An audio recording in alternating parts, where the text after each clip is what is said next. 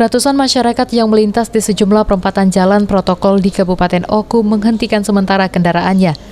Warga dipandu petugas Satlantas Polres Oku dan anggota Kodim menghentikan sejenak aktivitasnya dan mendengarkan lagu Indonesia Raya.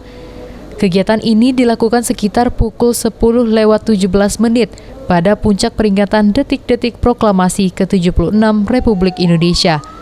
Terlihat sejumlah petugas membagikan bendera sebelum mendengarkan lagu kebangsaan dari mobil petugas kepolisian.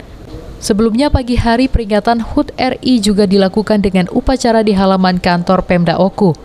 Pasukan pengibar bendera sukses melaksanakan tugasnya menaikkan bendera merah putih.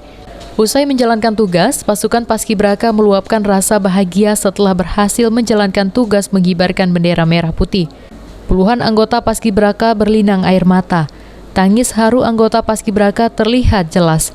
Bahkan pihak keluarga yang ikut menyaksikan anaknya pun ikut menangis. Pertama tuh senang. Yang tadinya kita tuh gugup, jadi rasanya tenang, lega.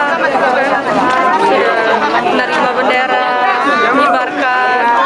Latihan yang selama ini kita jalan itu ada hasilnya.